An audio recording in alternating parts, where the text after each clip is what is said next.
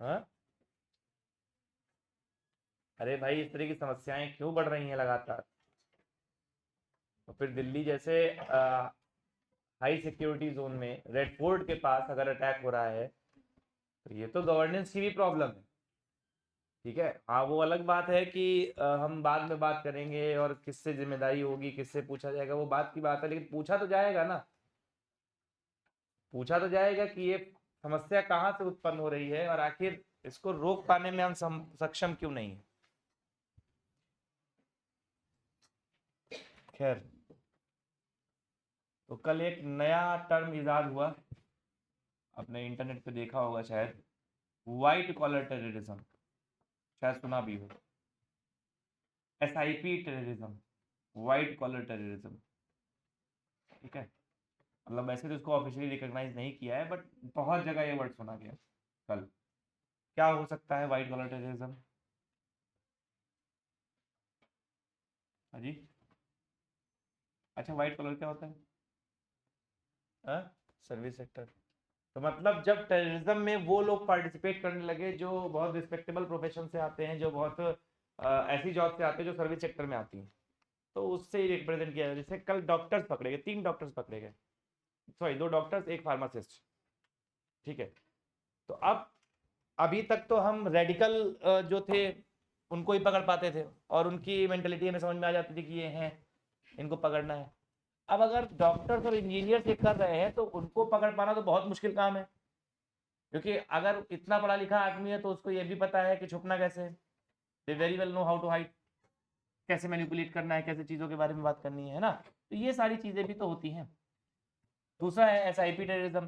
सवाल ये उठता है कि नोएडा गाजियाबाद तक 350 किलो RDX पहुंचा कैसे? तो 350 किलो RDX एक बार में जाएगा, सब पकड़ लेंगे, लेकिन अब 50 लोग लेके अगर तो तुम 1-1 किलो लेके जा रहे हो तो 1 किलो तो हमको पता भी नहीं चलेगा कहाँ रखा है तुमने। बाई रोड जा रहे हो, भारत में 140 करोड़ है, पता ही नहीं चलेगा। ठीक है, तो इनसे डील करने का क्या सोल्यूशन हो सकता है? सोचना, बाद में बात करेंगे इसके बारे में। शुरू करते हैं हम अपना। कल हम गवर्नेंस के बारे में, ई गवर्नेंस के बारे में बात कर रहे थे। लास्ट टॉपिक क्या था हमारा? हाँ, वो हो गया था ना। अब चैलेंजेस की बात करनी थी। Challenges in e governance, challenges in e governance. वाह, बताओ चैलेंजेस क्या होंगे ई गवर्नेंस पे? क्यों, अब तो समझ में आ रहा होगा ना भाई साहब? क्यों जी, अब तो समझ में आ रहा होगा ना? अभी तक दिक्कत थी, अब तो समझ में आ ही रहा होगा थोड़ा बहुत है। ये लेट आने वाली बीमारी बड़ी खराब होती है, पता नहीं क्यों।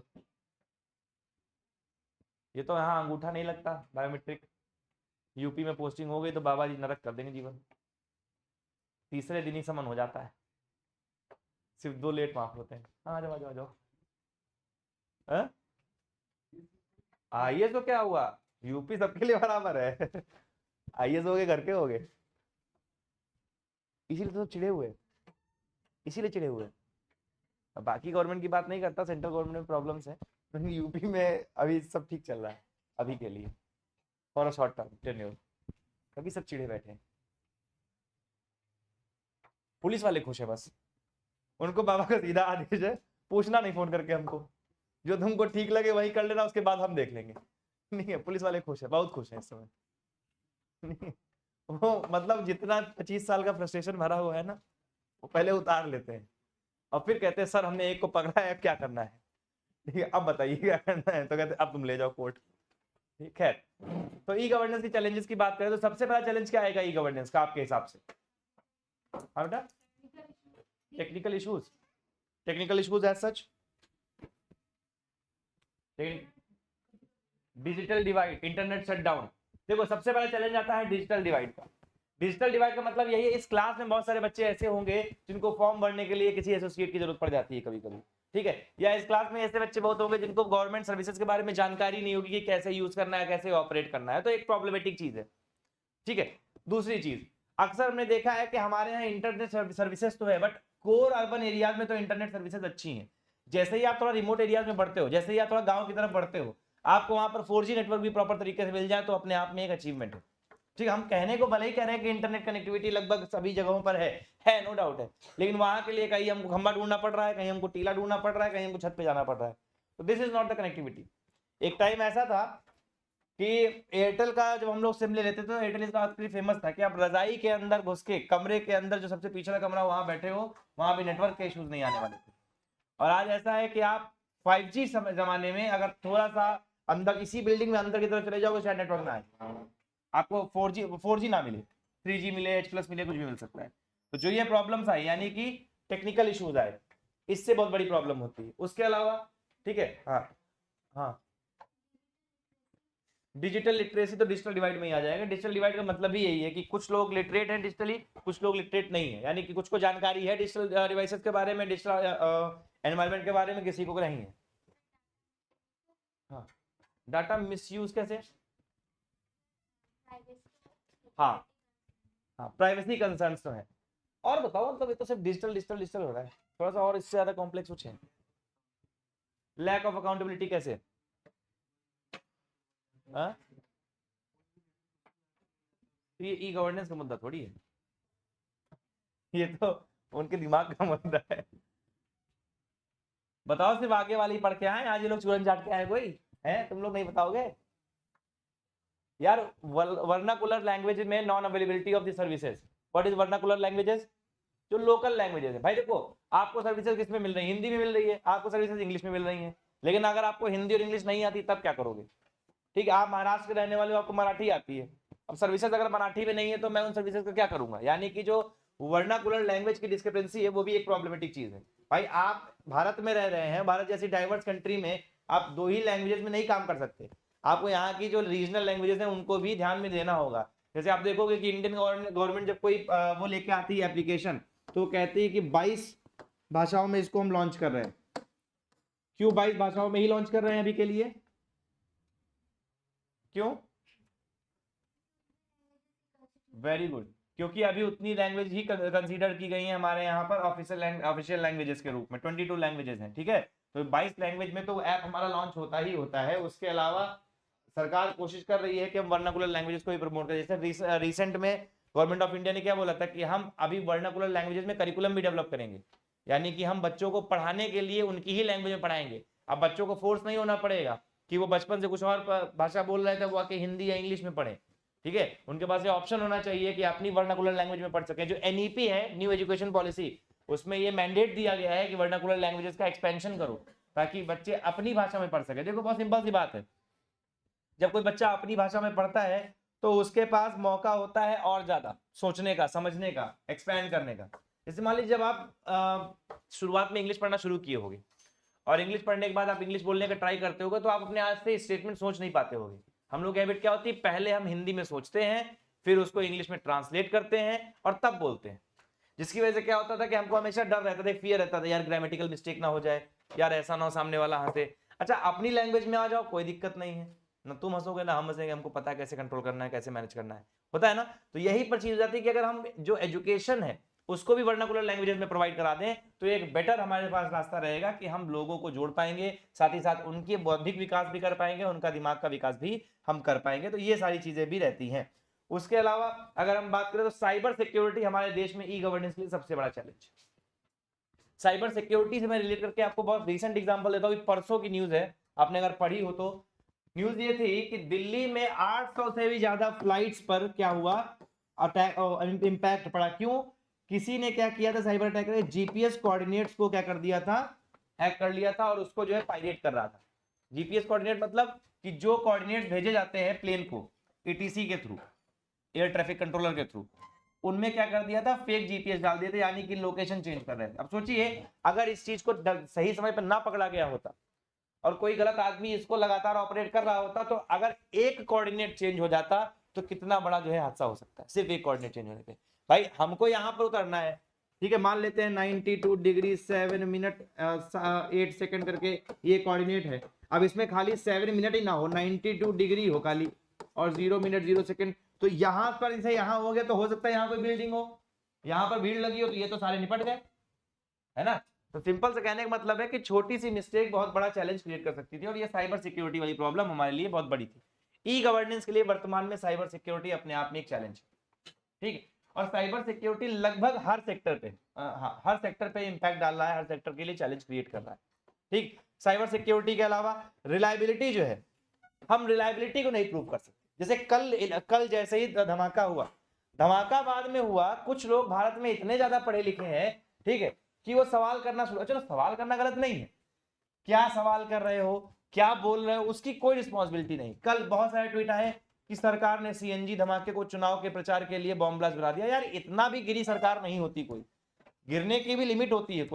कोई भी इतना नहीं करेगा कि अपने ही लोगों को मारने लग जाए कि हाँ अपने ही लोगों को मार के उसने सीएनजी ब्लास्ट करवा के बम ब्लास्ट बता दिया, ठीक है, इसको भी डिफेंड कर रहे हो। तो यहाँ पर जो आपकी अकाउंटेबिलिटी नहीं है बिल्कुल भी, और इस इंफॉर्मेशन की कोई रिलायबिलिटी नहीं। बाद में उन्होंने क्या कर दिया, जैसे ही पुलिस ने उस पर किया कि we will be verifying this and immediate action will be taken on you, उन्होंने क्या कर दिया, स्ट्राइक डाउन कर दिया, आईडी डिसेबल कर दी। अब ढूंढ लो उनको। अब उनकी वजह से जो लोगों का पर इंपैक्ट पड़ा होगा, उस इंपैक्ट का क्या, ठीक है। यानी कि ई गवर्नेंस में जब हम बात करते हैं डिजिटल गवर्नेंस की, तो यहाँ पर रिलायबिलिटी नहीं है इंफॉर्मेशन की।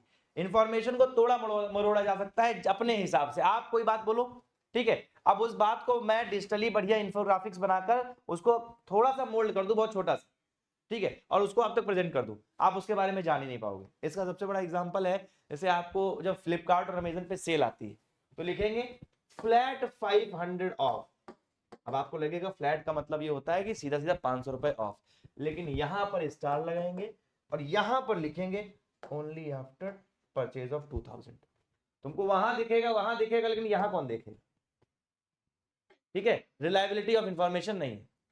अब आप इन पे केस करोगे तो कह देंगे हमने तो लिखा था, इन्होंने देखा, ये अंधे थे, हमें क्या करूं, ठीक है। This is the problem.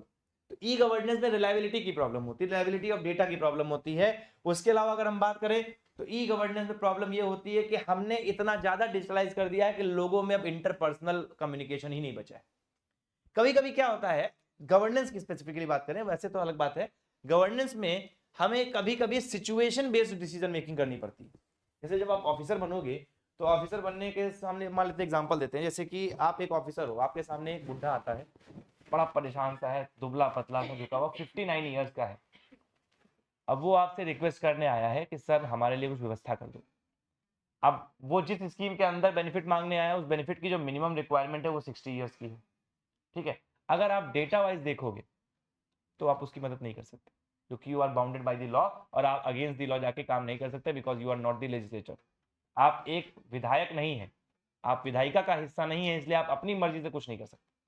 लेकिन अब क्योंकि वो बुढ़ा आया हुआ है, वो बूढ़ा व्यक्ति आया हुआ है आपके पास मदद मांगने के लिए, तो मानवता के नाते तो जिम्मेदारी बनती है कुछ ना कुछ ना, कि हम देख रहे हैं कि उसकी हालत खराब है, भले ही वो 1 साल कम हो सकता है, वो 6 ही महीने कम है, या हो सकता है वो 3 दिन कम हो, लेकिन वो कम है और आप उसकी मदद नहीं कर सकते, तो फिर वहां पर दिक्कतें होंगी। तो अब यहाँ पर आपका विवेक भी होता है कि आप कुछ तरीके से उसकी मदद कर सको, इतना तो अधिकार होता है कि थोड़ी बहुत मदद आप कर सकते हो। तो अब डिजिटल गवर्नेंस में सिस्टम ये होता है कि आप इंटरपर्सनल कम्युनिकेशन होता नहीं है, हर चीज ऑब्जेक्टिविटी पे होती है। तो ऑब्जेक्टिविटी पे होने की वजह से क्या होता है कि कभी कभी जो सिचुएशनल डिसीजंस होते हैं वो हम नहीं ले पाते, ठीक है, हमें जानकारी नहीं है कि कैमरे के उधर कौन बैठा हुआ है, कंप्यूटर के उधर कौन बैठा हुआ है। तो यहाँ पर एक चैलेंज ये भी आता है इंटर पर्सनल कम्युनिकेशन के कमी होने का, ठीक है। अच्छा एक और चीज जो छूट गई थी मेरे से, हाँ, हमारे पास क्वालिटी ह्यूमन रिसोर्स नहीं है। जब ई गवर्नेंस की बात करते हैं, क्वालिटी ह्यूमन रिसोर्स नहीं, हमारे पास बहुत सारे आईएएस ऑफिसर्स आज भी हैं जिनको कंप्यूटर चलाना ही नहीं आता ढंग से, जो आज भी कंप्यूटर में ऐसे ऐसे बटन ढूंढ के टाइप करते हैं, ठीक है, आज भी। अच्छा ये चैलेंज क्यों है, because they are aged one. अब वो इतना बूढ़े हो चुके हैं या इतना एज्ड है कि उनको यूज नहीं किया, उनको हम सिखा भी नहीं सकते। अच्छा जो हायर एज में पहुंच जाता है ना, उसको सिखाने में और मुश्किल होती है। हम लोगों के लिए आप कुछ भी सिखा दो, हम सब सीख के आ जाएंगे, ठीक है, लेकिन उनके लिए प्रॉब्लम है। दूसरी चीज, अब हर जगह आईएएस ऑफिसर थोड़ी है, ठीक है, कई जगह हमारे लोकल गवर्नमेंट जो लोकल एम्प्लॉयज होते हैं वो होते हैं, अब वो एम्प्लॉयज जो है ट्रेंड इनफ नहीं है। पहली बात तो गवर्नमेंट एम्प्लॉयज के अंदर जो सबसे बड़ी प्रॉब्लम है, वो प्रॉब्लम है the lack of sensitivity and the lack of empathy. मतलब पता नहीं उनको उस कुर्सी, अभी यहाँ पर आप एम्पैथी की बातें करते हो, सेंसिटिविटी की बातें करते हो, जैसे ही उस कुर्सी पे पहुंचते हो एम्पैथी और सेंसिटिविटी जो है चली जाती है बाजार में, ठीक है, मतलब कुछ मतलब ही नहीं रह जाता। ये सबसे बड़ा प्रॉब्लम है कि हमारा जो ह्यूमन टेंडेंसी वो सडनली चेंज हो जाती है, और गवर्नेंस के लिए एक बहुत बड़ा चैलेंज है कि ट्रेंड स्टाफ नहीं है, जो ह्यूमन रिसोर्स है वो फुली सेंसिटिव नहीं है, एम्पैथेटिक नहीं है, जिसकी वजह से गवर्नेंस में और भी बहुत सारी मेजर प्रॉब्लम्स आ जाती हैं। अगर एक डेटा की बात करें तो डेटा कहता है कि भारत में केवल 21% वुमेन्स करंट में मोबाइल यूज कर रही हैं और इंटरनेट यूज कर रही हैं, only 21% womens as compare to the 42% of mens in India. यानी भारत में जो मेंस हैं वो 42% लोग मोबाइल इंटरनेट यूज कर रहे हैं और वुमेन्स जो है वो सिर्फ 21%। ठीक है, यानी कि जस्ट हाफ। तो ये एक बहुत बड़ा जेंडर गैप है और इस चीज को तो हम अपने घरों में अपने आसपास के इलाकों में देख भी सकते हैं, इसमें कोई बहुत बड़ा चैलेंज नहीं। ठीक है, इसके पीछे का सबसे बड़ा रीजन ये है कि जो एजुकेशन में जेंडर गैप, एजुकेशन में जेंडर गैप एक बहुत बड़ा रीजन। ठीक है, हम लोगों में ही जो पढ़े लिखे लोग में जो हम लोग बैठते हैं इस क्लास में ही, मुझे पता है बहुत सारे लड़के ऐसे होंगे, बहुत सारी लड़कियां ऐसी होंगी जिनको प्रॉपरली इंटरनेट को ऑपरेट करना नहीं आता है। इसमें कोई शर्म की बात नहीं है, लेकिन दिक्कत ये है, अच्छा क्यों नहीं आता? क्योंकि हमें स्कूल्स में, हमें कॉलेजेस में जब बताना चाहिए था बताया नहीं गया। पेरेंट्स हमारे इतने ट्रेंड नहीं है क्योंकि भाई उनके समय पे नहीं था, अब हमारे समय पे है, तो अब हमारी जिम्मेदारी बनती है उसको सीखने की, लेकिन हमको भी कोई सिखाने वाला नहीं है तो हमें प्रॉब्लम है। ठीक है, हम क्या कर रहे हैं, हम किसी दोस्त को ढूंढ रहे हैं, हम किसी भाई को ढूंढ रहे हैं कि भाई हमको बता दो कैसे यूज करना है, हम यूज कर लें। ठीक है, आज भी चैट जीपीटी का यूज कितने लोग कर पाते, क्लास में कितने लोग करते हैं चैट जीपीटी का यूज? देखो 50% ओनली। ठीक है, तो ये जो 50% का जो चैट जीपीटी का यूज है, क्यों? बाकी 50% क्यों नहीं कर रहे? Either they don't know about the uses, या तो उसके यूज के बारे में नहीं जानते, या वो ये नहीं जानते कि इसको यूज कैसे करना है। अब कैसे, क्यों नहीं जानते? क्योंकि उनको इसके बारे में अवेयरनेस ही नहीं दी गई। या तो एक्सेस टू फोन नहीं है, एक्सेस टू फोन है तो इंटरनेट नहीं है, इंटरनेट है तो वहां पर टाइम नहीं है, मतलब कोई ना कोई रीजन तो है आपके पास। तो ये जो चैलेंज है अपने पास, ये भी ई गवर्नेंस के लिए एक मेजर क्रिटिकल फैक्टर निकल कर आता है, जिसकी वजह से हम गवर्नेंस को ऑपरेट नहीं कर पाते ढंग से। ठीक है, तो यही लिखने हैं, एक एक करके लिख लीजिए, फिर हम सोल्यूशन बता दें और ये चैप्टर खत्म हो जाए। कोई सवाल है?